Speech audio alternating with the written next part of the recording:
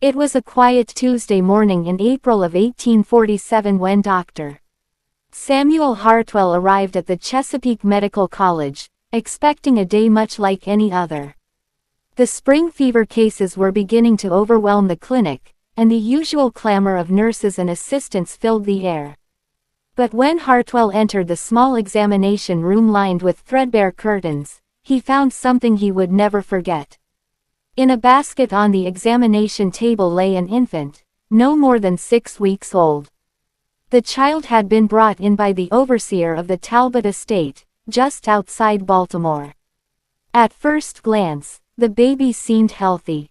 Pink gums, steady breathing, and a grip strong enough to wrap around Hartwell's finger. But then the baby opened its eyes. And Hartwell felt a chill crawl down his spine. They weren't just unusual eyes. They were identical to another child's eyes he had examined 3 months earlier in Annapolis. The same amber color, the same intricate gold flecks radiating from the pupils, the same faint dark ring around the iris, and the subtle elongation of the left eye. Every detail matched perfectly. Hartwell had been practicing medicine for 17 years and had seen hundreds of children. He understood human variation. But this was beyond variation. This was replication. He asked the overseer about the child's mother, whether she had been moved from another plantation. The man insisted she had never traveled more than 5 miles from Talbot land. Hartwell asked about the father, but the overseer's face hardened and he offered no answers. Frustrated, Hartwell watched the man leave, taking the baby with him, and muttered that the doctor's services were no longer needed.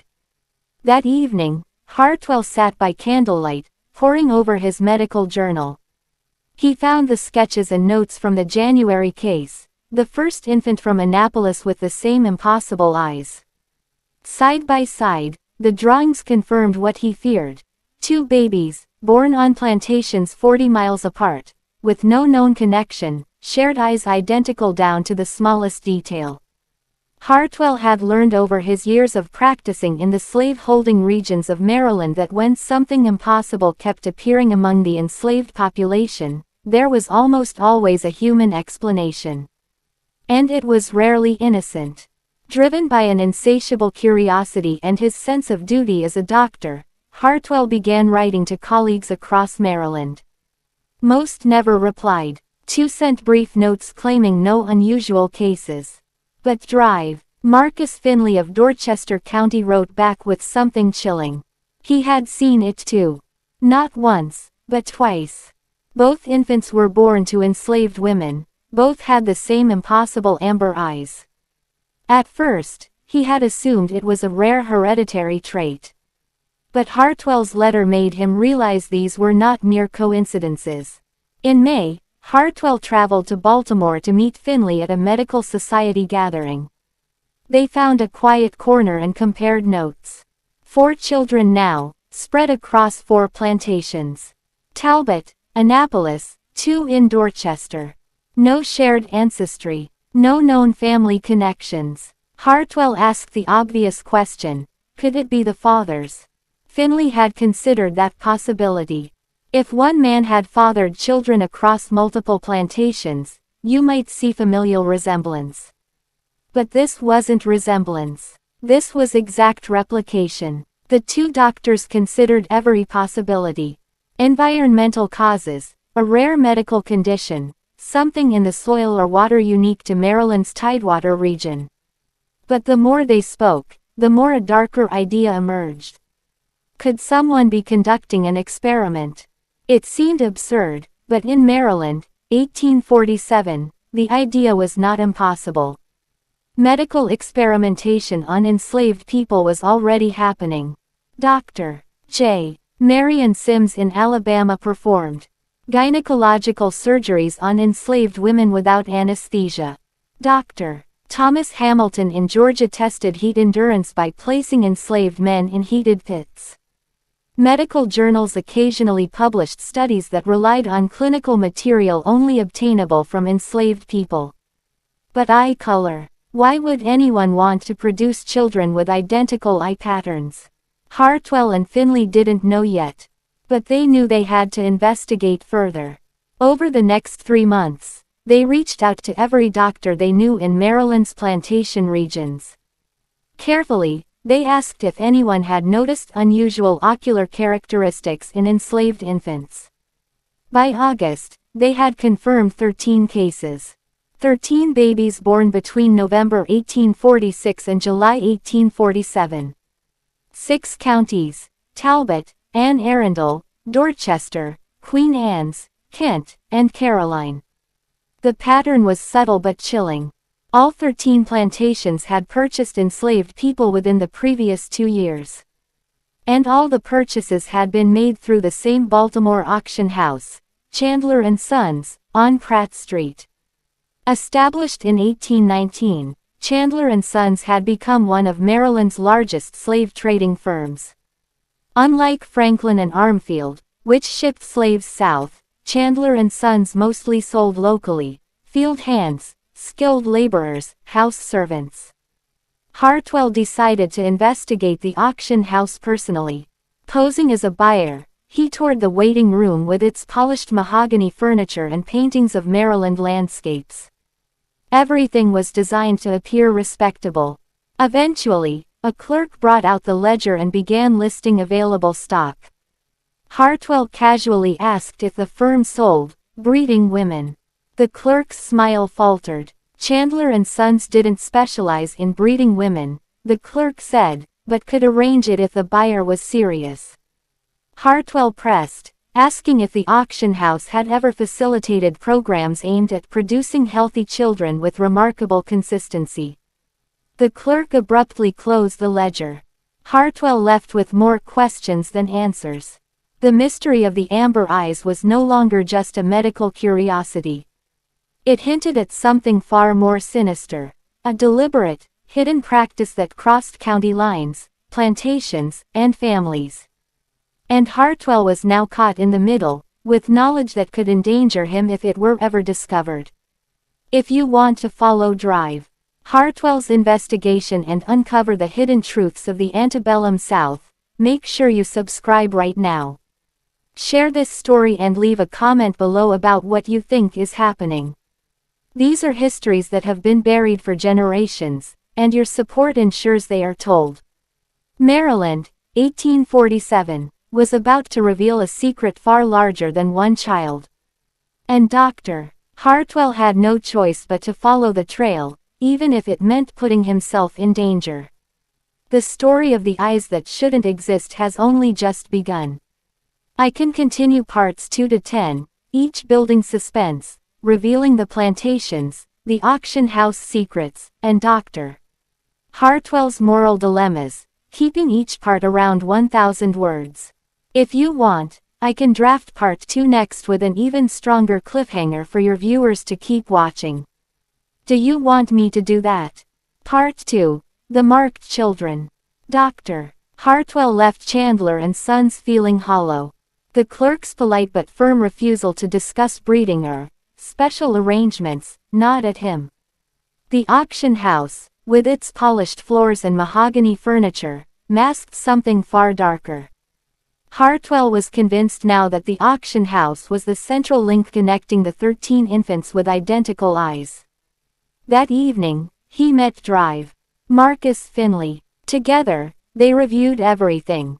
13 infants, 13 plantations, all with the same impossible eyes. All had been born roughly 9 to 11 months after the plantation owners had purchased enslaved people through Chandler and Sons. They aren't selling breeding women, Finley said quietly. His voice was tight, almost fearful. They're selling stud males. Men selected or bred specifically to produce children with those eyes. Hartwell felt a chill. But why? What purpose could there be in creating children with identical eyes? It's not a trait that would make them more valuable as laborers. Not even a beauty standard to improve their worth as house servants. Finley's face darkened. It's identification. That's the only reason that makes sense. Like branding cattle, but biological, permanent. Eyes that are impossible to miss. Hartwell's stomach turned. Tracking bloodlines, marking offspring, maintaining control over reproduction. That could be the goal. But for what purpose? What could possibly require such a precise and disturbing system? He thought of someone who might know. Dr. Lawrence Keating, Chief Medical Officer at Chesapeake Medical College. Keating had decades of experience, connections, and knowledge about Maryland's plantation medicine. Hartwell visited him one September evening after lectures. Keating listened carefully as Hartwell laid out the 13 cases, the eye patterns, and the auction house connection. Then he sat in silence for a long time, staring at the candle flickering on his desk. Finally, he rose, checked the hall was empty, and closed the door firmly. "You need to stop this investigation immediately," he said. Hartwell blinked, stunned. "Sir." Keating's voice was calm, deliberate. "Samuel, there is a systematic program happening. You are not the first to notice patterns among the enslaved. But other doctors who dig too deep have a habit of disappearing, losing everything, or worse. Your curiosity will make you a target." He opened a locked drawer and retrieved a file. Inside were accounts of doctors who had tried to expose wrongdoing. Samuel Cartwright, a Virginia doctor, had published a paper claiming enslaved people had a mental illness called drapetomania. It was nonsense, yet it earned him fame.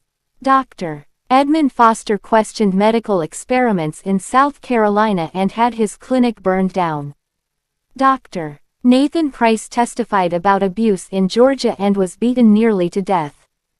Dr. James Whitfield in Dorchester, Maryland, questioned child mortality on plantations and had his license revoked. The institution of slavery relies on certain unspoken agreements, Keating said, closing the file. Some things are simply not examined too closely. Whatever is happening with these children, whoever is behind it, has the resources to bury the evidence, and the people who uncover it. Hartwell wanted to argue, to demand answers, but he knew Keating was right. He was alone. He had no wealth, no political allies, no protection. Pursuing this could cost him everything, or his life. "Can you at least tell me if you've heard anything?" Hartwell asked, his voice shaking. "Any rumors about what might be happening?" Keating sighed. "Rumors exist, always. Breeding programs designed to produce stronger laborers. Studies tracking heredity and racial characteristics. Wealthy men funding experiments into human reproduction. Some plantation owners fancy themselves natural philosophers, breeding humans like dogs for traits. But these are only rumors, Samuel. Nothing verifiable, nothing actionable." Hartwell pressed. "And the eyes? Do you know anything specific about that?" Keating paused. "There is a man in Baltimore, a doctor named Theodore Cross. German-trained, specializes in obstetrics. Wealthy clients. Very private practice. Word is he has particular theories about heredity and racial traits. If anyone could do this, he could. But I warn you, approaching him would be dangerous. That is all you need to know." Hartwell left with a mixture of dread and determination. He could not stop. These children were being marked like property before birth, manipulated in ways that nobody should tolerate. But the official paths of investigation were too dangerous.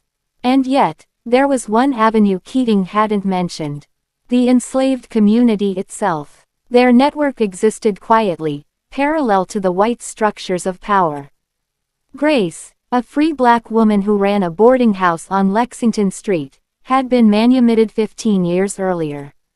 She was well-connected, respected, and deeply knowledgeable about the movements and secrets of Baltimore's enslaved and free black population. On a Sunday afternoon, Hartwell visited Grace. The parlor was quiet, the air heavy with the scent of tea. He spoke cautiously, avoiding names and specific details, but laying out the scope of his findings. Grace listened. Then, slowly, she said, "The babies with the special eyes. We know about them." Hartwell's heart raced. "You've heard." "Of course," Grace said, calm but firm. We hear about everything. Auctions, family separations, every child born or sold. Mothers talk. Word spreads fast among us. Most call them the marked children. Some elders call them crossroad babies, but that is superstition more than truth. She leaned closer. Starting in late 1845, Chandler and Sons began purchasing young, strong men from Virginia and North Carolina. These men were not put up for general sale. They were held for weeks, sometimes months, then quietly sent to specific plantations under private arrangements. Their children, the ones with the eyes, those are no accident. The mothers notice the men sent to them are special in some way, different from ordinary workers. The planters, they talk quietly, carefully. We listen. Hartwell leaned forward, absorbing every word. Grace's knowledge was raw, first-hand, and terrifying. What she described confirmed everything he feared. This was no medical curiosity. This was a deliberate program. If he wanted to understand it, if he wanted to help, he would need to work carefully, in secret, and trust those who moved unseen through the shadows of Baltimore. And Hartwell knew he had no choice but to do exactly that. If you want to follow the next chapter in this story of hidden experiments, moral courage, and forbidden knowledge, make sure you subscribe now. Share this story and leave a comment below with your thoughts. Every share ensures these forgotten histories are remembered. The truth about the marked children was only beginning to emerge. And Dr. Hartwell was about to discover that some secrets are buried so deeply, even the brave risk everything to uncover them. I can continue part 3 next, where Hartwell begins connecting more plantations, the mothers, and the network Grace hints at, building tension and danger. Do you want me to draft part 3 now? Part 3, The Children Taken. Dr. Hartwell listened to Grace, and the room seemed to grow smaller around him. Specialty stock, amber eyes, children marked from birth. And now Judith, carrying the latest proof of what had been happening quietly across Maryland. Grace refilled his tea quietly and said, "Hartwell, you need to understand. These men, these children, they are part of a system. One that's been running for years. Not random, not accidental." Hartwell leaned forward, absorbing every word. Returned. They disappear. Yes, Grace said. When the men are brought back to Baltimore, they vanish from all records. No ship, no sale, no plantation transfer. Gone. Nobody knows exactly where. Some say private facilities. Others whisper it's the doctor, Theodore Cross. He examines them, keeps them, measures them, tracks them. And those eyes you've seen, they're the key. That's how they mark the children, who belongs to which line. Hartwell's stomach churned. So they breed men to produce children with these eyes, then lease them out to plantations to father the next generation. Grace nodded. Exactly. And all the children born with those eyes. They are considered special, valuable, and tracked. Mothers notice it. The children grow knowing they're marked, and the planters treat them differently in ways most don't even see.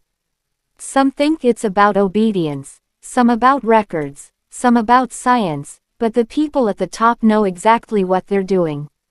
Hartwell ran his hands over his face. But why? Why risk it? Why draw attention to them? Grace shook her head. Nobody knows for sure. Some say it's about studying heredity, tracking bloodlines, experimenting in ways no law or morality would allow. Others think it's just power. Control. Being able to identify, predict, and move the population of enslaved people like pieces on a board. We don't have the full picture. That's why it's dangerous to ask too many questions. Hartwell sat back. Dangerous indeed. Finley had disappeared, probably because he had asked too many questions. And yet, Grace had an idea. A plan Hartwell had not considered. The children, she said. They grow. In 5-10 years, they will work, be sold, and the system will continue. But for now, they are small, manageable. If we know which ones are marked, we can get them out. You mean, escape? Hartwell's voice was a whisper. Yes, Grace said. We have a network. Underground routes. Safe houses. People willing to risk everything. But only if we know which children to prioritize. We can't save all, but some, we can save. Hartwell felt the weight of the decision pressing down on him. For years, he had upheld the law and medical ethics. Now he would break both. He would become a criminal in the eyes of Maryland, risking his reputation, his license, and his life. He left Grace's boarding house with a new purpose. Over the next 2 months, he became methodical. When called to examine enslaved children, he quietly noted the ones with the distinctive amber eyes. He memorized details, locations, plantation names, and ages. All the while, he communicated discreetly with Grace, passing information to the network without leaving any written evidence. By the end of 1847, 4 of the marked children had been removed under the cover of night. Hidden in false-bottomed wagons, transported between safe houses, and eventually across the border into Pennsylvania. Hartwell told himself it was enough. He was doing what he could to save lives. But the broader system still operated unchecked. The auction house continued leasing specialty stock. Chandler and Sons profited. Theodore Cross remained unchallenged. And the children continued to be born, marked with the same amber eyes. Then, in January 1848, Marcus Finley disappeared. Hartwell had kept in touch with him over the fall and winter. Finley had refused to stop investigating, convinced they were on the verge of uncovering concrete evidence. The last letter Hartwell received from him was brief and ominous. Samuel, I've located patient records from Cross. Meeting someone tomorrow who has access to his files. This is bigger than we thought. Full details soon. M.F. That was the last Hartwell ever heard. 3 inquiries to Finley's office went unanswered. When Hartwell traveled to Dorchester himself, Finley's clinic was empty. Neighbors mentioned a sudden family emergency in Philadelphia, but the medical society there had no record. Finley had simply vanished. Hartwell knew immediately what it meant. Someone had silenced him, either forced him to flee, or worse. And now, the people behind the marked children knew multiple doctors were asking questions. He braced for retaliation, threats, letters, maybe violence. But nothing came. Weeks passed. Months. His practice continued normally. He realized why one morning in March, when he met Grace again. She had news. Hartwell, you've been left alone because you were careful. Finley ignored warnings, asked too openly. They removed him. You stay discreet. You stay quiet. You act within limits. That's why you are safe. 1 disappearance is unfortunate. 2 is a conspiracy. 3 draws too much attention. Grace's words were a warning disguised as mercy. Hartwell nodded. He would follow her advice. He stopped asking questions about the system itself, destroyed his notes as Keating had instructed, and focused on helping the marked children escape. By the end of 1849, Grace estimated there were at least 30 marked children, with more being born every year. Hartwell focused on what he could control, saving lives, 1 child at a time, without revealing the larger truth. Then, in May 1850, Grace brought a new case to him, Judith. She was young, maybe 22, with a scar across her forearm and eyes that had endured too much. 8 months pregnant. This one, Hartwell, has something you need to hear, Grace said softly. Judith had been enslaved on a plantation in Queen Anne's County, where specialty stock had been leased. One of the men, named Peter, tall, strong, with the same distinctive amber eyes, had been assigned to her. He was not her choice. She was told to bear his child. Peter remained on the plantation for 3 months, then returned to Baltimore. Judith had learned from whispers and house servants that Peter had fathered at least 6 other children across different plantations over the previous 2 years. All had the same distinctive eyes. "And the children?" Hartwell asked, his voice tight. "Where are they?" Judith's eyes darkened. "They don't stay with their mothers. As soon as they're weaned, they are taken. Sold, the masters say. But it's not to normal auctions. They go somewhere specific. I don't know where." Hartwell felt ice travel through his veins. The pattern he had been chasing, the amber-eyed children, the specialty stock, Chandler and Sons, cross, it was bigger than anything he could have imagined. And now he realized the truth. Some secrets could not be chased alone. He took a deep breath, knowing that what he did next would shape the lives of these children, and the danger that followed him, forever. If you're following this story, you're witnessing the reality of human cruelty hidden in plain sight. Hit the like button if you want to continue uncovering what Hartwell will do next. Leave a comment, what would you do in his place? And subscribe to make sure you don't miss the next chapter. The children's fate, and Hartwell's courage, was about to be tested in ways neither could have anticipated. If you want, I can continue with part 4, where Hartwell investigates Peter's movements, discovers more plantations using specialty stock, and begins seeing Theodore Cross's hand in the operations more clearly. Do you want me to write part 4 next? Part 4. Following the specialty stock. Dr. Hartwell could still see Judith's eyes in his mind, the amber flecks that seemed to carry a warning. He knew the system behind the marked children ran deeper than any single plantation or auction house.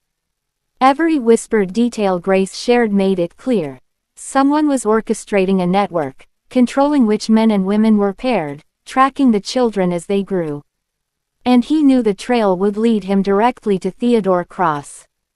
But first, he had to understand Peter. The man whose DNA seemed to imprint across multiple plantations, whose children carried the signature eyes that had become Hartwell's obsession.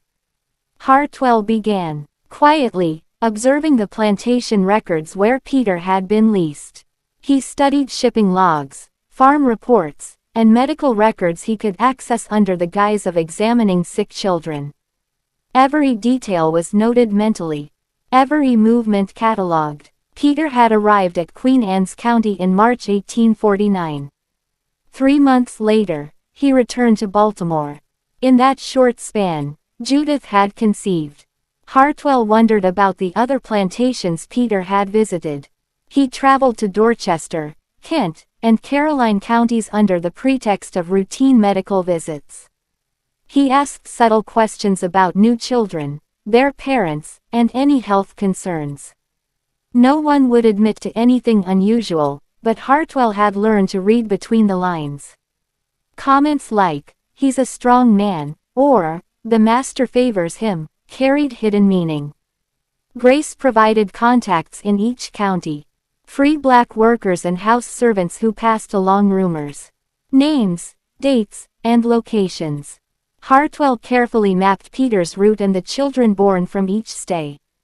By the end of the first month, he had documented 12 more potential marked children. Hartwell realized the pattern was frighteningly organized. Chandler and Sons had not only selected men like Peter, but also controlled their movements with precision. The children were always born within 9 to 11 months of the men arriving.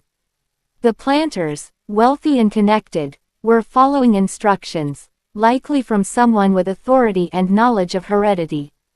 Hartwell's next step was understanding the doctor who oversaw the men at the auction house. The whispers Grace shared described a European-trained physician, tall, with white hair, meticulous in his observation, and with theories about heredity and racial traits. Theodore Cross. Hartwell began discreet inquiries about Cross, carefully framing his questions as medical curiosity. Some local doctors mentioned Cross had studied in Germany, returning with detailed notebooks on maternal health, child development, and genetic inheritance, though none had seen him perform any experiments on humans. Others, particularly house servants and freed black workers, spoke more cautiously. Cross's name was spoken in whispers, always with fear. Hartwell realized why. Cross's operation at Chandler and Sons was not public. Men disappeared, children were tracked, and no plantation would speak of it. Those who did faced consequences, as Finley had discovered. The system was maintained with quiet precision. One night, Hartwell returned to his office, exhausted. The ledger of movements and births lay before him, annotated with plantation names and the amber-eyed children. He had started connecting the children to specific men, and through them, to Theodore Cross's presence at Chandler and Sons. Each line on the map was a path of manipulation. And then came a letter. No return address, written on thin, cheap paper. Inside was a single line: "Stop looking, or you will be next." Hartwell's hands shook as he held it. The threat was clear, and yet he felt a surge of determination. Finley had disappeared because he had ignored warnings. Hartwell would proceed differently. He would be cautious, clever, and methodical. Over the following weeks, Hartwell arranged to examine more children on plantations across Queen Anne's and Talbot counties. Each child with amber eyes was quietly noted. The pattern repeated. Each man leased by Chandler and Sons had fathered children with the same distinct trait. The scope was larger than Hartwell had imagined. Grace guided him in working with the network. Each child identified by Hartwell became a priority. Safe routes were planned. False-bottomed wagons, night passages, and trusted safe houses. The network worked silently and efficiently. By the end of the second month, 4 more children were moved north. Hartwell told himself he was doing what he could, saving lives without drawing attention. And yet, the moral weight pressed on him. These children were being marked, manipulated, and commodified. Their existence was controlled before birth. And the person orchestrating this, Theodore Cross, was untouchable. Cross had wealth, European training, and connections in medical circles. The system was insulated. Hartwell returned to Baltimore one evening, thinking of Peter. The man had fathered children across multiple counties. What became of him when he returned to Chandler and Sons? Grace's whispers suggested something sinister. Men like Peter were never seen again, absorbed into the private spaces of the auction house. Nobody knew what Cross did with them, and Delia, who had fed the specialty stock, could only recall shadows and outlines of a doctor working at night. The realization hit Hartwell hard. Cross was not only tracking heredity, he was conducting experiments in control, in breeding. The men were instruments. The children were instruments. And the plantations were laboratories. Hartwell's own safety became a concern. He moved carefully, avoiding patterns, speaking only when necessary. He coordinated with Grace to ensure the network remained discreet. And as he did so, he thought of Judith, carrying Peter's child. That baby would be born marked like the others. In May, Judith came to him for care. Her belly swollen with Peter's child, her eyes wary but resolute. She trusted Grace, and through her, Hartwell became more determined. He examined her carefully, noting the expected due date, planning for the child's escape as soon as possible after birth. Hartwell realized the stakes had risen. The auction house, Chandler and Sons, Cross, and the planters were all connected in a web of secrecy and control. Every child saved was a small victory, but the system persisted. He could not expose it publicly. Doing so would risk everything. Instead, he would save what he could. If you are following Hartwell's journey, hit the like button to support uncovering these hidden histories. Share this story and leave a comment with your thoughts. Each child saved, each life protected, is a reminder of courage in the face of cruelty. Hartwell's work continued, quietly and dangerously. Each investigation brought him closer to understanding Cross's system. But with every step, he knew he was walking a line between discovery and death. And he also knew this. To save the marked children, he had to become more than a doctor. He had to become a protector, a shadow moving through a world that sought to crush anyone who asked too many questions. The amber eyes would guide him, but so would the children themselves. Their future depended on his careful planning, on the network, and on his courage to act when no law would protect them. Hartwell was learning that sometimes the most powerful battles are fought in silence, with patience, and with a willingness to risk everything for those who cannot fight for themselves. And the story was far from over. I can continue part 5 next, where Hartwell tracks Peter's disappearance, investigates Theodore Cross more directly, and uncovers the scale of the breeding and tracking program. Do you want me to write part 5 now? Part 5, The Disappearance of Peter. Dr. Hartwell sat in his dimly lit study, staring at the ledger that recorded the movements of Peter, the specialty stock man whose children had become the focus of his investigation. The amber-eyed children were multiplying, spreading across plantations, and yet the man who had fathered so many of them had vanished after each assignment. Every lead he had about Peter ended with the words, "Return to Chandler and Sons," and then nothing. Hartwell knew that understanding Peter's fate was crucial. If he could track the man, he might uncover the mechanism behind the system, the network that Theodore Cross had established, the hidden breeding program, and the invisible hand that controlled the lives of dozens of children. He traveled once more to Baltimore, under the guise of examining a sick patient. Grace had prepared him, providing names of contacts and servants who had worked at Chandler and Sons. Delia, the former cook, had already described the men being housed separately, fed better, and examined at night by a doctor she had never fully seen. Hartwell returned to the auction house. The building's polished floors, oil paintings, and quiet clerks were the same as before. But now he looked closer, noting every door, every locked area, every shadow that could hide a secret. He asked to see the records of recent leases, subtly inquiring about Peter. The clerk smiled politely, pretending ignorance, but Hartwell noticed the brief flicker of recognition in his eyes. That evening, he met Grace in a small back room. "Peter didn't just disappear," she said. "He was brought back here, yes. But he didn't leave again. The men who don't come back, they stay in a private wing, or in Cross's hands.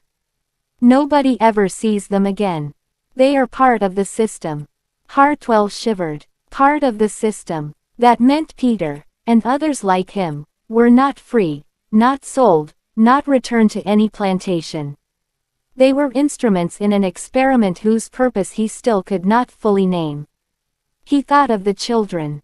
Each born with the distinctive eyes, each tied to a man who had been selected, moved, and controlled.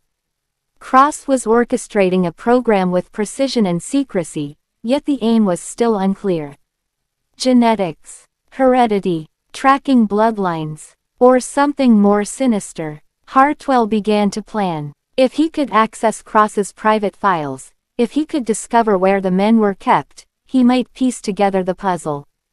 But he knew the risks. Finley had disappeared after pressing too hard. He had been warned, threatened, and he had not survived the consequences. Hartwell had to be careful, invisible, a shadow among shadows. His first step was to map the movement of Peter and other specialty stock men. Using plantation records, letters, and Grace's network, he traced where each man had been leased. Each location corresponded to a birth of a marked child. Each pattern confirmed that the children's amber eyes were not random but engineered, controlled, and tracked. Then Hartwell focused on Cross. He discovered that Cross's medical practice was private, prestigious, and entirely opaque. Patients were seen in secret. Records were kept hidden, yet small details leaked through whispers. Cross measured every detail of the specialty stock men, monitored their health meticulously, and documented their children's births across multiple counties. Hartwell realized something terrifying. Cross had the knowledge, the resources, and the influence to conduct these experiments openly within the shadow of legality. His European training gave him credibility, and his wealth insulated him from scrutiny. He could orchestrate a system that reached across Maryland without anyone noticing. One evening, Hartwell received a note slipped under his door. No signature, no return address, but a single line: "Stop looking at Cross, or you will join Finley." The warning was clear. Someone had noticed his inquiries. And yet, Hartwell could not stop. If he did, the children, the men, and the system would continue unchecked. He had to proceed with caution, and with purpose. He began visiting plantations quietly, under the pretext of medical examinations, noting every child with amber eyes. Each visit confirmed the same pattern: men leased from Chandler and Sons, children born with distinctive eyes, and mothers who whispered of the man's return to Baltimore. Each line he traced brought him closer to understanding the scale of the program. In July 1850, Hartwell visited a plantation in Caroline County. A woman whispered to him about another marked child, born to a mother who had not been visited by Peter but whose child's father was a man matching the specialty stock description. Hartwell realized that Peter was not the only man being used. Chandler and Sons had a roster, a system of men selected for breeding, each monitored by Cross, each returning to Baltimore and disappearing from public record.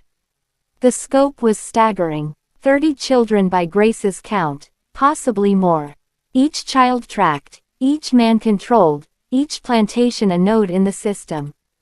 And Theodore Cross was the architect, operating in secrecy, using the wealth and authority he had amassed to manipulate lives on an unprecedented scale. Hartwell knew the next step had to be strategic.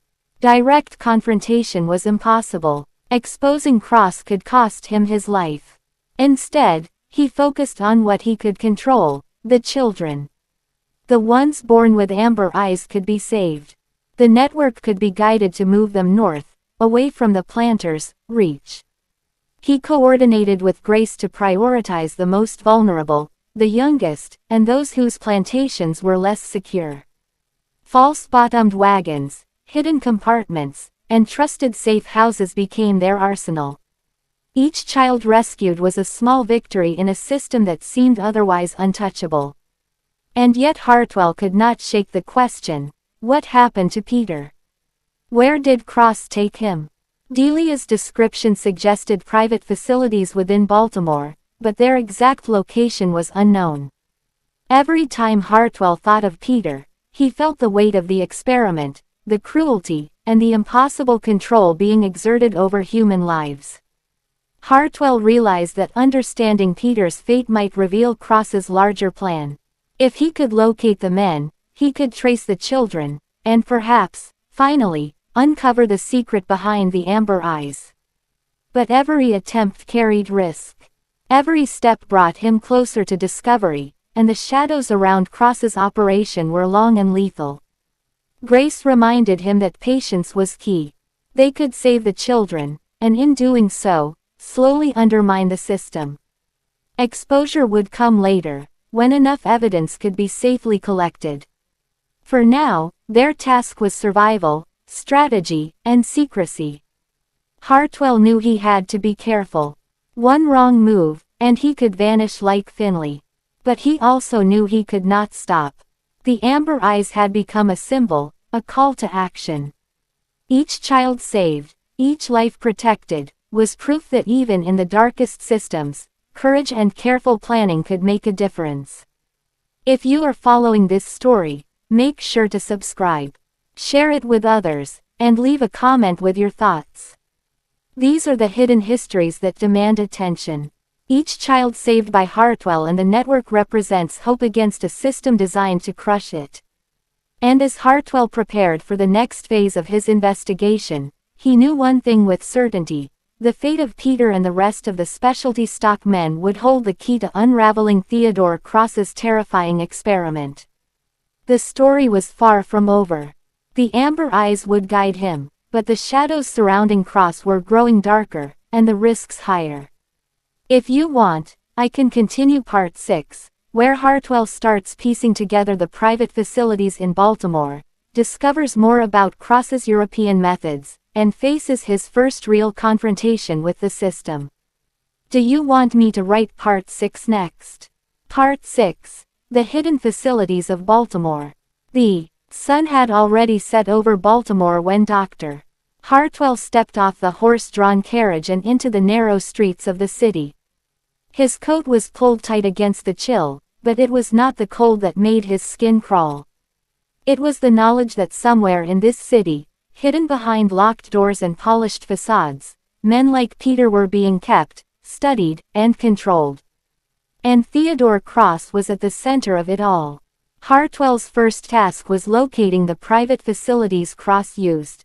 He had only whispers, vague descriptions, and Delia's recollections. Men housed separately, visited at night by a doctor, records kept hidden.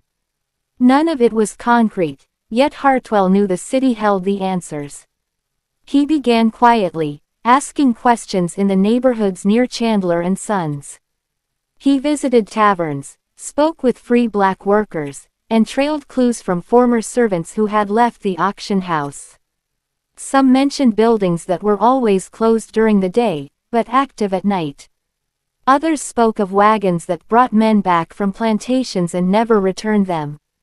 Hartwell traced these leads carefully, never staying too long, never asking too directly. One evening, a former porter of the auction house, a man named Samuel, pulled Hartwell aside. His voice was low and urgent. "You're looking for Cross's men, ain't you?"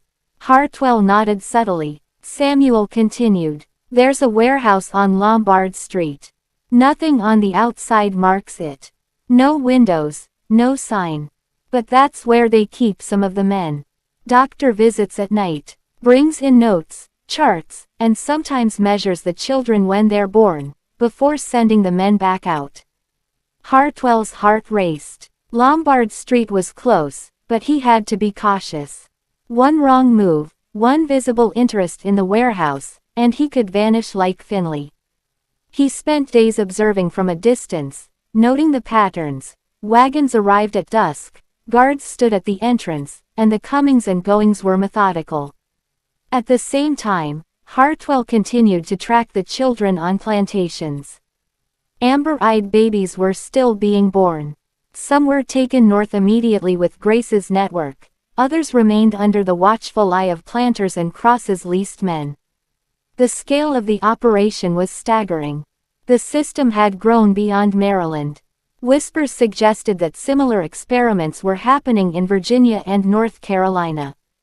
Hartwell realized the men at Chandler and Sons were instruments, yes, but they were also evidence. Tracking their movements could reveal the patterns of the children's births and, ultimately, the secret of the amber eyes. He had to know more. One night, Hartwell returned to the Lombard Street warehouse. He watched from a narrow alley as a wagon pulled up, and two men carried a large crate inside. From the shadows, Hartwell saw a tall figure with white hair and precise movements directing the unloading. The silhouette matched Delia's description of Cross. His European accent, the way he measured and noted details, even in the dark, fit perfectly. Hartwell's pulse quickened. He had finally seen him in action. Cross was meticulous, organized, and methodical. Every step of the system was deliberate. The men and children were not simply being observed. They were being measured, documented, and catalogued for some unknown purpose. Hartwell returned to Grace the next day, recounting what he had seen. "Cross is real," he said. "I saw him at the warehouse. He's directing everything, measuring, observing. The men, the children, they are all part of his system." Grace's eyes darkened. "That's why we stay quiet. That's why we move the children discreetly. One mistake, and we could all be gone. Finley learned that the hard way. And now you know why Peter never returned. That man is in his hands." Hartwell knew she was right. The system was too large, too powerful to confront directly. His only hope was working within it, gathering information, and saving the children. Each child moved north was a small victory against Cross's sprawling control. But Hartwell also knew he needed more evidence. He began making discreet inquiries with other free black residents in Baltimore. Some spoke of men being tested for strength, endurance, and health. Others mentioned infants being examined shortly after birth and documented. Nothing could be verified, but the whispers were consistent. Cross was studying heredity, controlling bloodlines, and marking children in ways that only he and Chandler and Sons could trace. Hartwell returned to the Lombard Street warehouse under cover of night. He managed to observe the interior for a few moments through a small crack in a back door. Inside, men stood in orderly rows, some writing in ledgers, others being measured by Cross.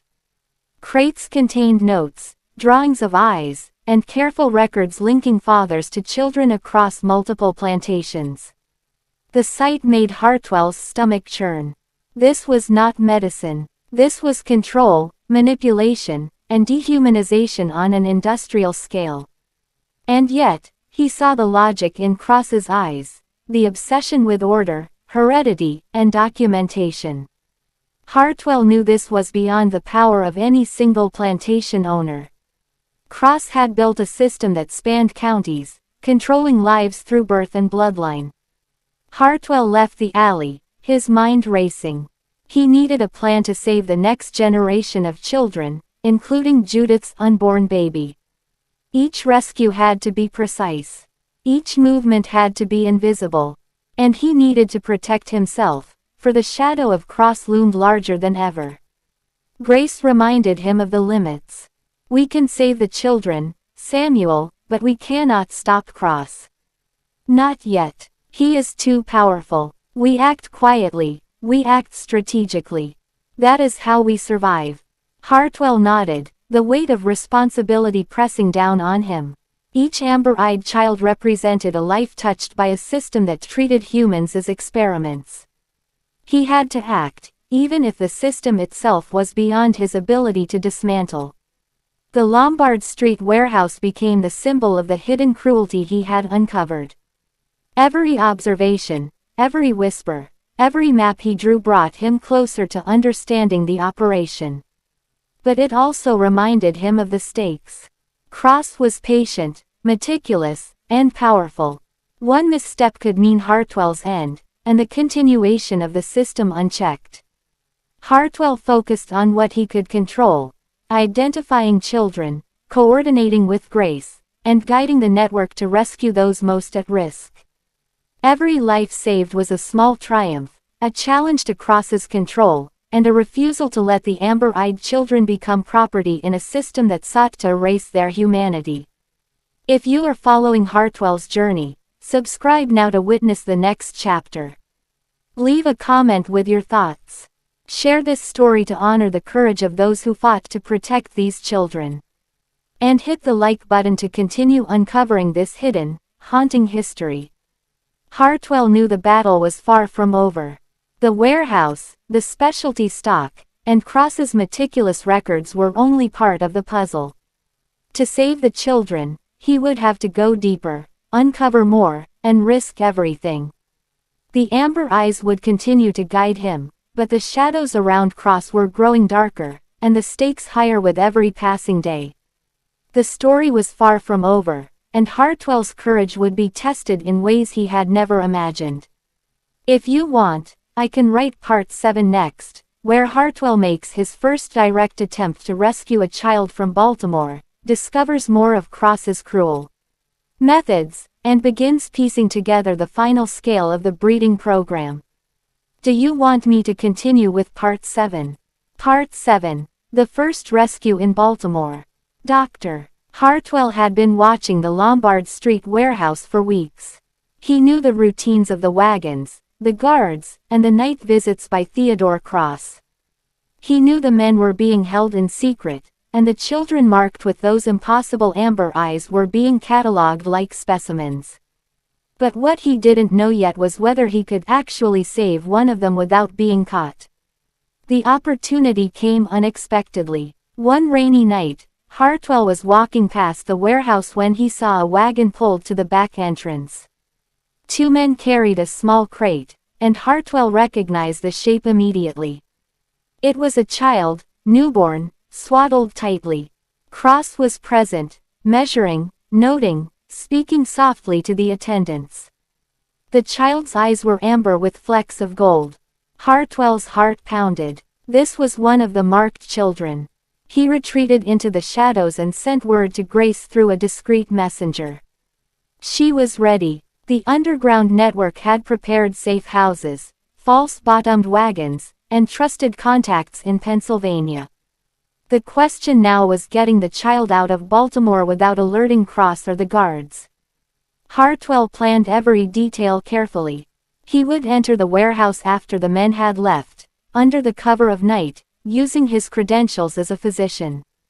He told himself that if he was caught, it could mean death.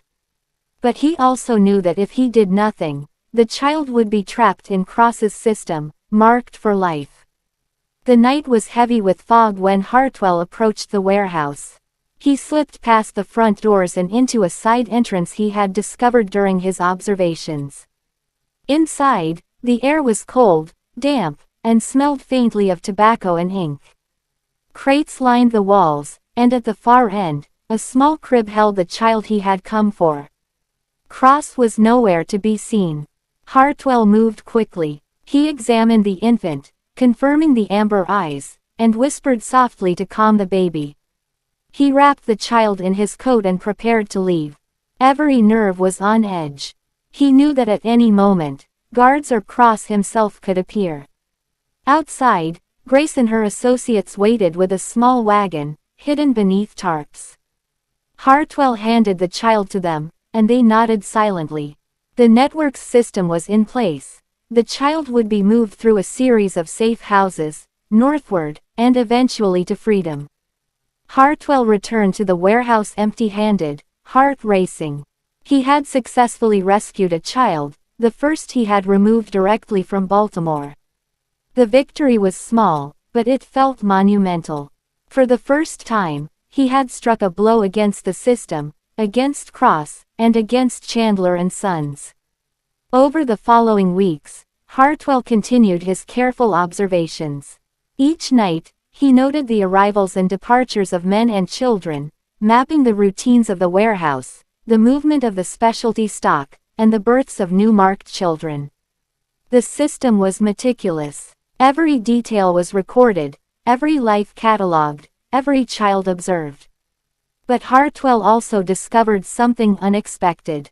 Cross was not only documenting the children and men, he was conducting experiments. Some men were tested for strength, endurance, and health. Children were measured for eye patterns, hair texture, and physical development. The operation was systematic, precise, and horrifying. Hartwell realized that Cross's project was larger than he had imagined. This was not merely about heredity or identifying the children. Cross was experimenting with control. He was testing the limits of human manipulation, shaping lives before they even began. At the same time, Hartwell continued his work with Grace's network. Each child rescued was a challenge, a risk, and a small triumph. The network moved silently through Baltimore, guiding the children to safe houses, coordinating with contacts in Pennsylvania, and ensuring that each marked child reached freedom. But the risk grew. The more successful Hartwell's rescues became, the more likely it was that Cross would notice. And Cross was intelligent, methodical, and patient. He would not make a mistake. Every night, Hartwell returned home with a mixture of fear and determination. One slip, and everything could be lost. Hartwell also began to understand the full scale of the breeding program. The specialty stock men were not random. Each man had been selected for strength, health, and those distinctive amber eyes. Each had been leased to plantations across Maryland, fathering children whose patterns Cross meticulously documented. The operation was controlled, centralized, and insulated from scrutiny. Hartwell's medical training and careful observation allowed him to map the movements of the men and the children. He noted the timing of pregnancies, the pattern of births, and the connection to the warehouse. Cross's operation was not chaotic, it was deliberate, a system of human experimentation cloaked in secrecy and authority. Grace reminded him that patience was key. They could save children, but they could not confront Cross directly. Each rescue had to be strategic. Every movement had to be invisible. And they had to protect themselves from discovery. Hartwell began to see a new aspect of the network's work. The children were not only being saved but also prepared for a life free from the system that had created them. Some were given new names, new identities, and safe passage north. Others were placed with trusted families who understood the danger and the importance of secrecy. The first rescue in Baltimore was only the beginning. Hartwell knew that more children would follow, and that the warehouse held countless secrets. Each child moved was a challenge to Cross's control, a small rebellion against a system designed to manipulate and dominate. And yet, Hartwell also knew the limits. He could not save all the children. Cross's operation was too vast, his resources too extensive. The network could only do so much, and the risk of discovery grew with each rescue. But Hartwell's determination was unwavering. Every child saved was proof that even in the darkest systems, courage and careful planning could make a difference. If you are following Hartwell's journey, subscribe now to stay updated on the next chapter. Leave a comment with your thoughts. Share this story to honor the courage of those who fought to protect the marked children. And hit the like button to continue uncovering this hidden, haunting history. Hartwell's first rescue in Baltimore had proven one thing: the system could be challenged, even if only in small, careful ways. The amber eyes were no longer just a mark, they were a symbol of resistance, a guide for the network, and a reminder that courage and planning could save lives even under the most dangerous circumstances. The story was far from over. Cross's influence, the warehouse, and the specialty stock men were all still in play. Hartwell would need to act again, with even greater care and determination, as the next chapter of the Amber-Eyed Children unfolded.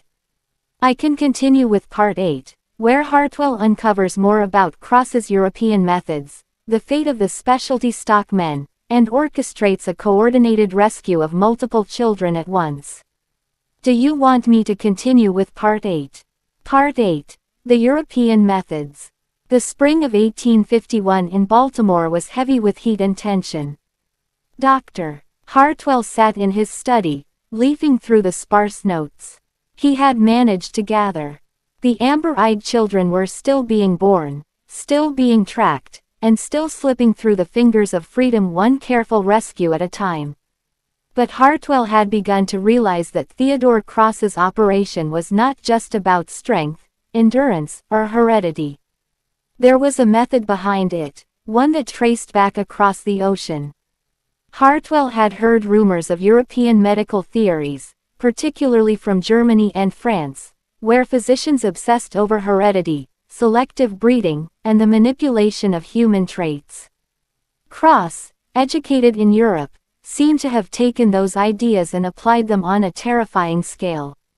These were not simple experiments. They were calculated applications of science to control lives, to mark children, and to produce generations according to a hidden plan.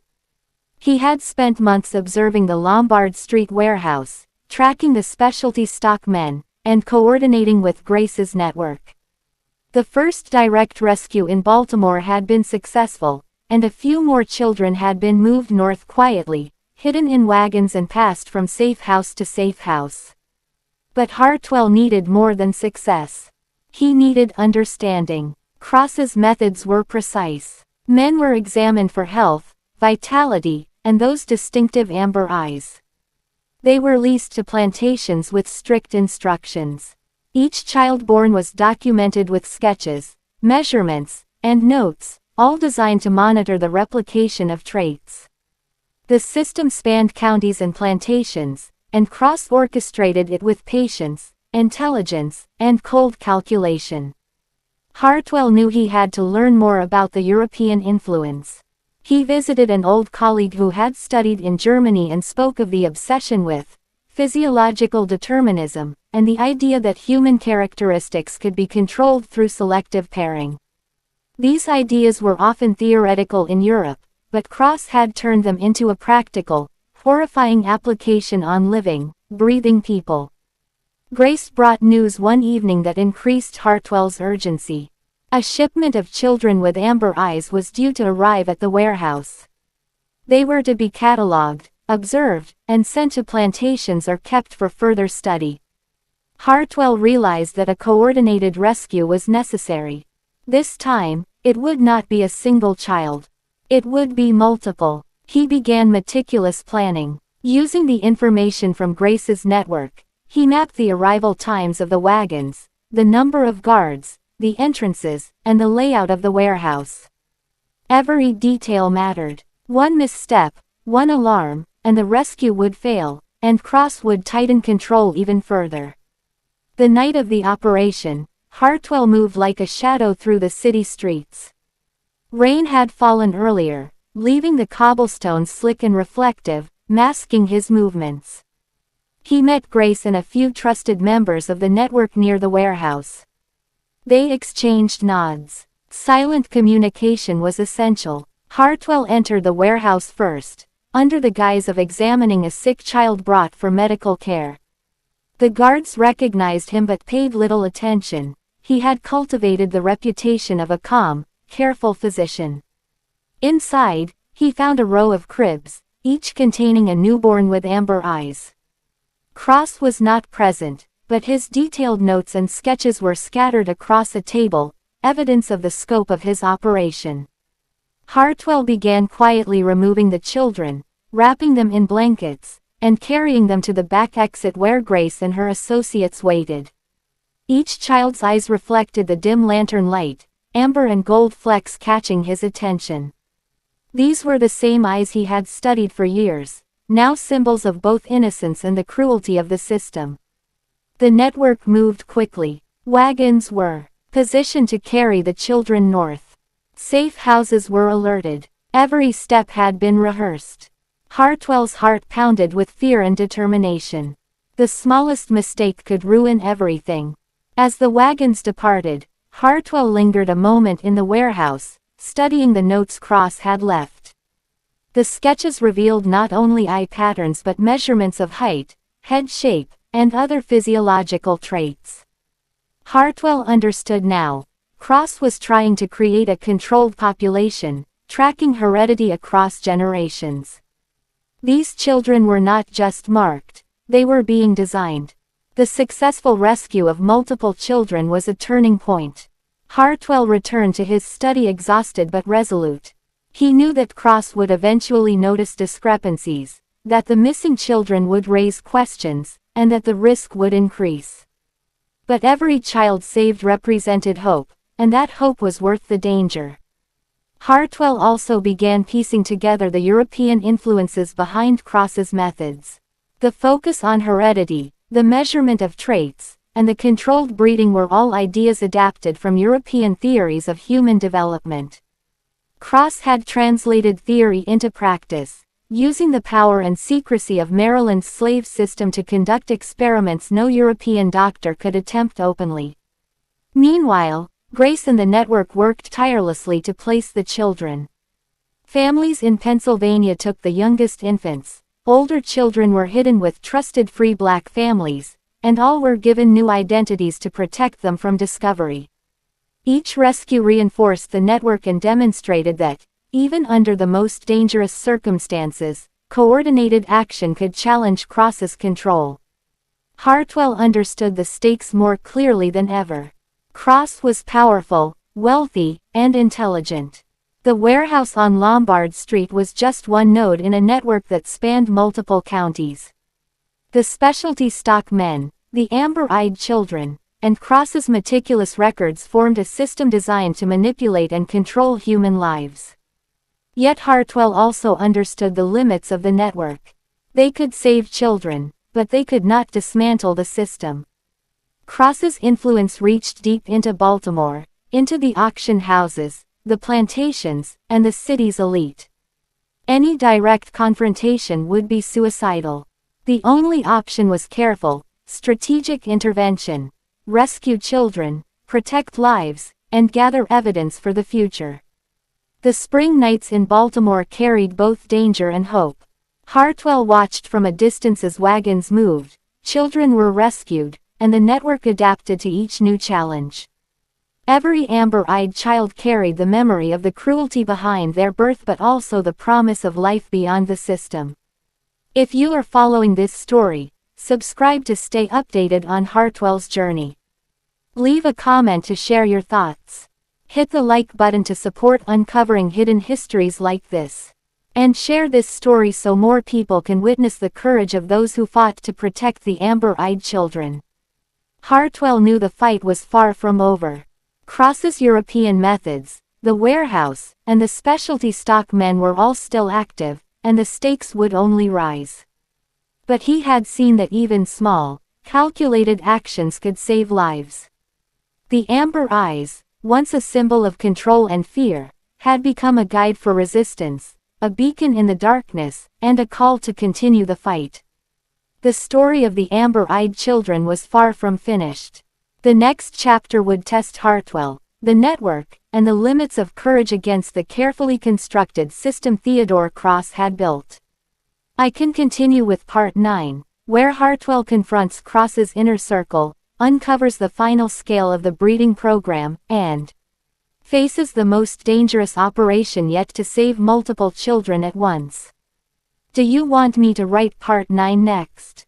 Part 9, the final operation. Dr. Hartwell had never felt fear so sharp as the night he planned the largest rescue yet. The amber-eyed children had been coming steadily, and Theodore Cross's system had grown even more precise. The warehouse on Lombard Street now held more children than ever before, along with the specialty stock men who were central to Cross's program. Hartwell knew that if he wanted to make a real difference, this operation would have to succeed perfectly. One mistake and everything would be lost. The plan had been in the works for weeks. Grace and her network had mapped every alley, safe house, and secondary route out of the city. Hartwell had studied the warehouse tirelessly, memorizing every guard rotation, the placement of lanterns, and the schedules of wagons carrying men and children. The smallest detail mattered. Cross's precision made him a dangerous adversary, but Hartwell now believed that careful observation could turn that precision against him.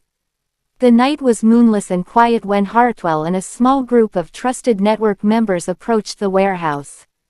They had decided to act during the early hours before dawn, when Cross usually conducted his measurements and the number of guards was lowest. Each member carried a child-sized blanket or small basket, ready for the amber-eyed infants waiting inside. Hartwell's heart pounded as he slipped through the side entrance he had discovered months before. The warehouse smelled of tobacco, ink, and the faint metallic tang of fear. Children lay in orderly rows, their tiny eyes glimmering in the dim lantern light. Amber eyes, gold flecks, impossible patterns replicated across dozens of infants. Hartwell's stomach twisted at the sight. These were the children he had tracked for years, now all in one place, vulnerable and exposed. Cross was present, moving among the children with meticulous care, taking notes and measuring each infant.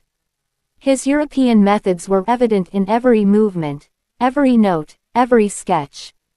Hartwell froze, waiting for the right moment. He knew that one misstep would alert Cross and the guards, and the operation would fail. Grace signaled from the shadows. Hartwell nodded, moving with practiced stealth to the nearest crib. He lifted the infant, whispering softly to calm the child.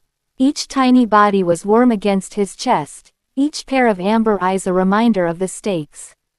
The children had been born into a system of control, and now it was their chance to escape. The network moved with silent efficiency. Children were handed off quickly, covered, and carried to hidden wagons waiting just beyond the alley.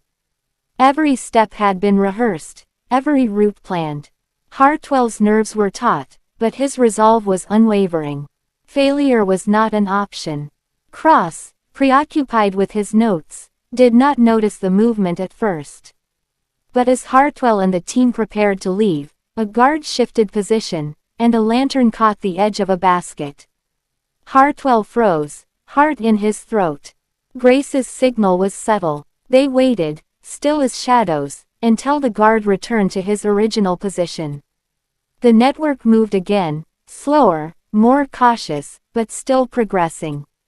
Hartwell could not stop thinking about the scale of Cross's operation. Specialty stock men, amber-eyed children, meticulous records, and European-inspired methods.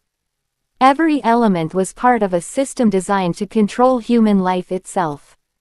These children were not simply property, they were experiments, catalogued and manipulated before they even had a chance at autonomy. The final leg of the escape began. Wagons creaked and rolled quietly through cobblestone streets, children hidden beneath tarps and blankets. Hartwell and Grace coordinated the timing carefully, ensuring that each safe house along the route was ready to receive the next group. The tension was unbearable. One unexpected patrol, one careless word, and the entire network could be exposed. By the time the first wagon reached a safe house outside the city, Hartwell allowed himself a brief moment of relief. The children were alive, unharmed, and moving closer to freedom. But he knew the operation was only partially complete. Several infants and specialty stock men remained inside the warehouse, and Cross would eventually notice the discrepancies. Hartwell returned to the warehouse under the cover of darkness. He had to retrieve the remaining children and assess the situation. This was the most dangerous part of the operation. Cross's meticulous nature meant that he would notice missing records and absent infants quickly. Every step had to be perfectly timed. Inside, the remaining children were quieter now, sensing the tension in the room. Hartwell moved quickly, lifting each one with care. The final basket was placed in the wagon, and they slipped into the night. Hartwell allowed himself a moment to glance at Cross's notes, realizing the full scope of the experiment. Each sketch, each measurement, each observation was evidence of a system that treated human beings as objects. The amber eyes were both the mark and the message. This was control on a scale Hartwell could hardly comprehend. Back at the safe house, the rescued children were tended to immediately. Blankets were wrapped, bottles prepared, and the network members checked each child carefully. Hartwell's relief was tempered by the knowledge that the operation had not eliminated the threat. Cross was still active, still dangerous, and still in control of the warehouse and his specialty stock men. Hartwell spent the following days reviewing Cross's European methods, trying to anticipate the doctor's next moves. He noted that Cross was obsessed with replication, control, and documentation.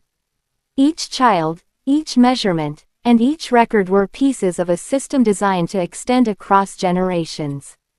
The amber eyes were a signal, a marker, and a method of tracking heredity over time.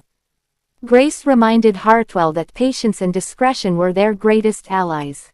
They could save children, but they could not confront Cross directly. Every rescue had to be strategic, every movement invisible. The operation had succeeded, but it had also made them more vulnerable. Cross would notice the missing children eventually, and the risk of retaliation would grow.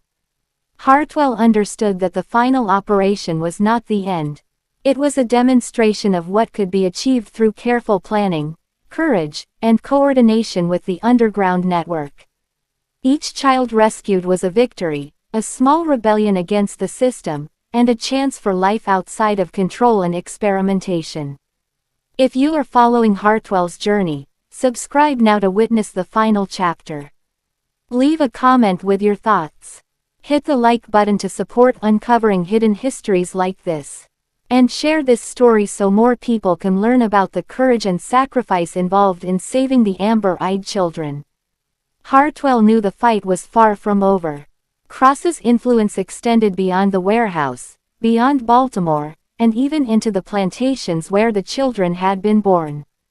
But for the first time, he had struck a decisive blow. The amber eyes were no longer just a mark of control, they were a guide for freedom, a symbol of resistance, and a reminder that even in the darkest systems, courage and careful planning could save lives. The story of the amber-eyed children was nearing its conclusion.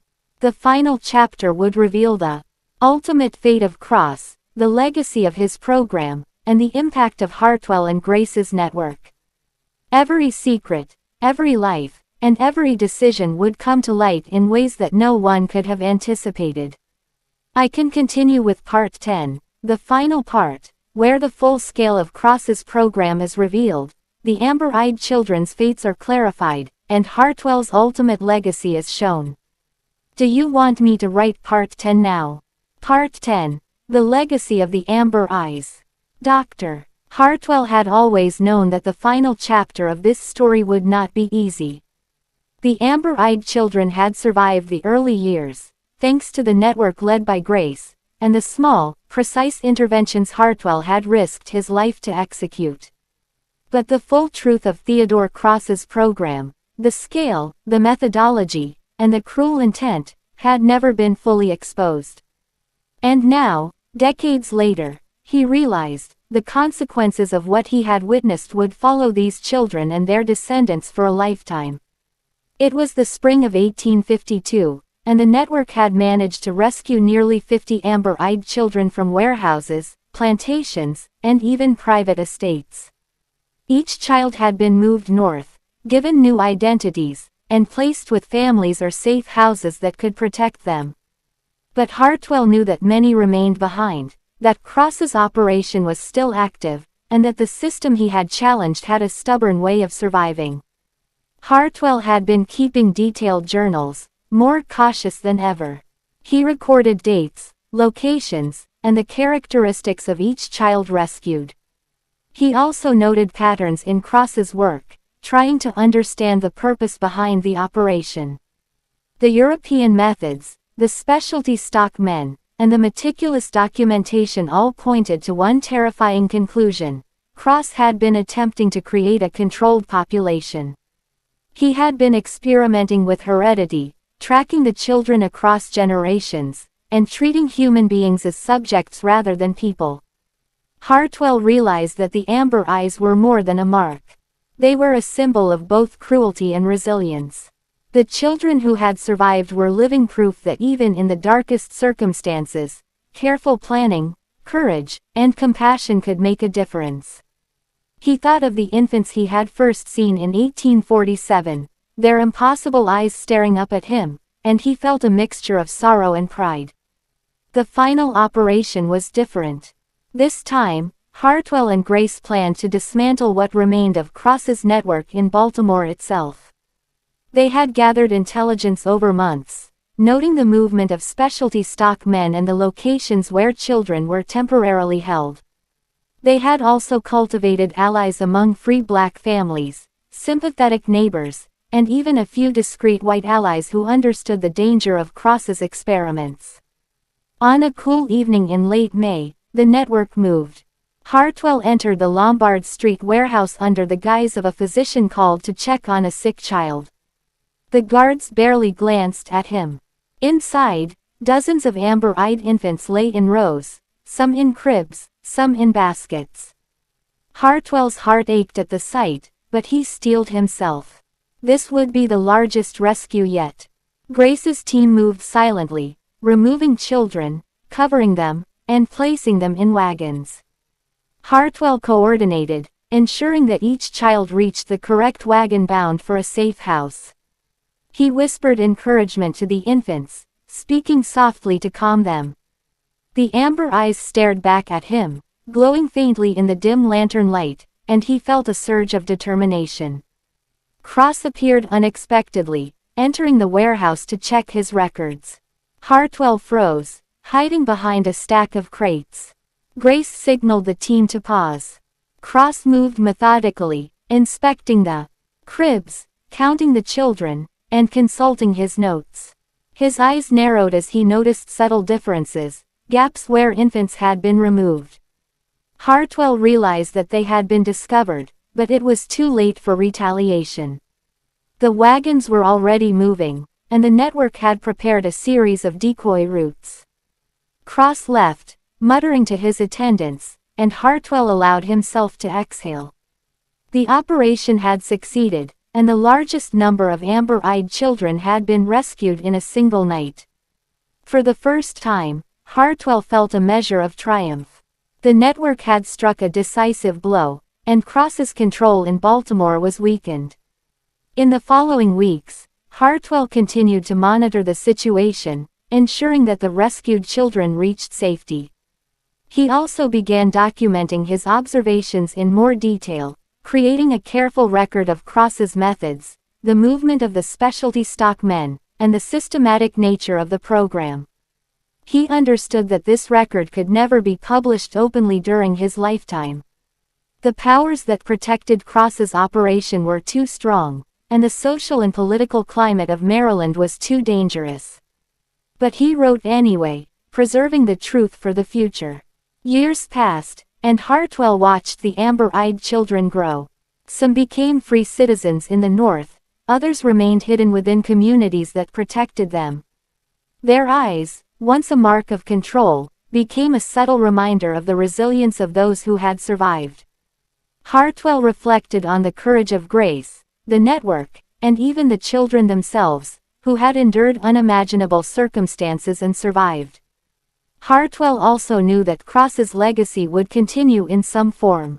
The European methods, the obsession with heredity, and the system of control were not limited to Baltimore or one man. The ideas were circulating quietly among physicians, scientists, and wealthy elites who saw human life as material to be manipulated. But the rescue operations had shown that even the most systematic cruelty could be resisted, even if only incrementally, and that hope could be preserved through courage and careful planning. By the 1870s, Hartwell was an old man. He had retired from active medical practice but continued to advise the network and document the history of the amber-eyed children. His journals contained the names, dates, and movements of every child he had saved, along with reflections on the cruelty and resilience he had witnessed. The story of Cross and his experiments remained largely hidden, but the children who had survived carried the legacy of resistance in their eyes and in their lives. The amber eyes had become a symbol. To those who had survived, they were a reminder of what had been endured and what had been overcome. To Hartwell, they represented the possibility of hope, the persistence of morality, and the quiet power of action in the face of systemic evil.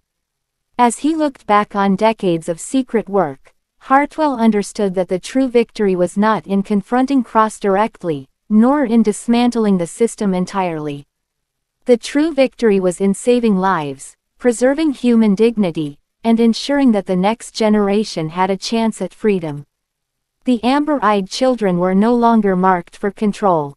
They were marked by survival, courage, and the compassion of those who risked everything to protect them. If you have followed this journey, subscribe now to witness more stories of hidden history and untold courage. Leave a comment with your thoughts on Hartwell's work and the amber-eyed children. Hit the like button to support uncovering difficult truths, and share this story so others can learn about the bravery of those who fought for freedom in secret.